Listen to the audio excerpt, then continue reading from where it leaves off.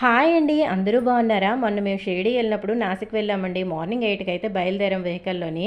ఫోటోలకైతే మంచిగా ఫోజులైతే ఇస్తున్నాం గానీ, పొట్టలో ఒక్కొక్కరికి ఎలకలు పరిగెట్టాయి. ఒక మంచి హోటల్ దగ్గర ఆపమని చెప్పగానే, ఒక హోటల్ దగ్గర అయితే ఆపాడండి డ్రైవరు. అక్కడైతే టిఫిన్ తిన్న తర్వాత ఎనర్జీ వచ్చిన తర్వాత అక్కడి నుంచి నాసిక్ అయితే బయలుదేరాము. నాసిక్ రాంగానే ఒక ఆటో స్టాండ్ దగ్గర అయితే మమ్మల్ని వెహికల్ ఆపేస్తారండి అక్కడైతే. అక్కడి నుంచి పంచవటి అని 5 ఫేమస్ టెంపుల్స్ అయితే ఉంటాయి. అక్కడ వాళ్ళే తీసుకెళ్తారు ఆటో వాళ్ళే. అక్కడ మనం ఫస్ట్ అయితే గోదావరి దగ్గరికి అయితే తీసుకొచ్చారండి. గోదావరి ఇక్కడ మహారాష్ట్రలో నాసిక్ అంటే గోదావరి పుట్టిన ప్లేస్ అండి. అరుణ వరుణ గోదావరి త్రివేణి సంగమం అండి ఇక్కడ అంటారు ఈ నదిని. ఇక్కడ స్టాట్యూ చూసారా, నీళ్ల మధ్యలోని నించున్నట్టు ఎంత బాగున్నారో హనుమంతుడు. ఈ వంతెన మించి యువతల నుంచి అవతలకైతే మేమైతే మెల్లిగా నడుచుకుంటూ వెళ్ళామండి. నీళ్ళు అయితే చాలా ఎక్కువగా ఉన్నది, చాలా ఫ్లోటింగ్ ఉంది. ఇదంతా రోడ్డేనండి, నాచు కూడా లేదు. చాలా బాగుంది అంతా కూడాను, నడవడానికి బాగుంది. ఇక్కడైతే గోదావరి తల్లికి అయితే మేమైతే దండం పెట్టుకొని మంచిగా మాకు అయితే నడకైతే స్టార్ట్ చేసాము. మెల్లిగా ఒకరి చేయి ఒకరు పట్టుకుంటూ నడుచుకుంటూ వెళ్ళాము. అయితే ఈయన మా నాన్నగారండి. చిన్నప్పుడు ఎప్పుడో నన్ను చేయి పట్టి నడిపించారు. ఇప్పుడు నేను ఆయన చేయి పట్టి నడిపిస్తుంటే చాలా సంతోషంగా అనిపించింది. మేమైతే చాలా ఎంజాయ్ చేసామండి. ఇక్కడైతే చాలా బాగుంది. వర్షం ఎక్కువ పడడం నుంచి అంతా గోదావరి నిండిపోయింది. ఇక్కడైతే మేము ఫోటోలు వీడియోలు అయితే తీసుకున్నాం కానీ ఫోన్ ఎక్కడ చేయి జారిపోతుందా అని చాలా టెన్షన్ అండి మాకు. ఫోన్ కనుక చేయి జారిందంటే ఇంక అంతే సంగతులు, గోదావరిలో కలిసిపోవడమే.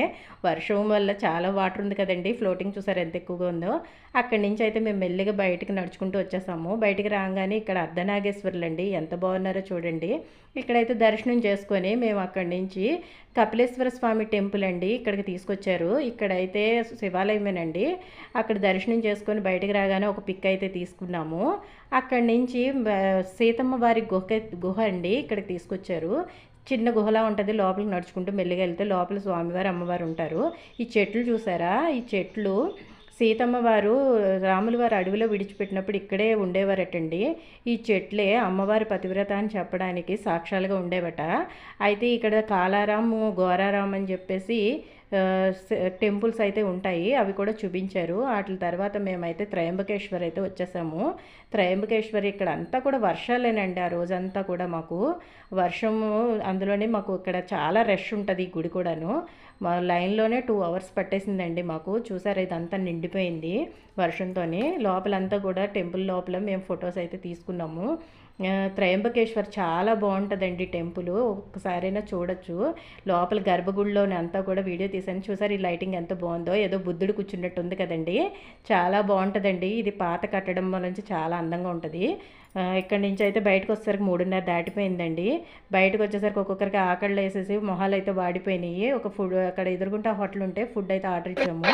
ఆంధ్ర ఫుడ్ అండి, బాగానే ఉంది, పర్వాలేదు, తినచ్చు. అక్కడి నుంచి ఇంకా మేము షిరిడి రిటర్న్ అయిపోయాము. మీకు ఈ వీడియో కనుక నచ్చితే ఒక లైక్ అండ్ సబ్స్క్రైబ్ చేయడం మర్చిపోకండి.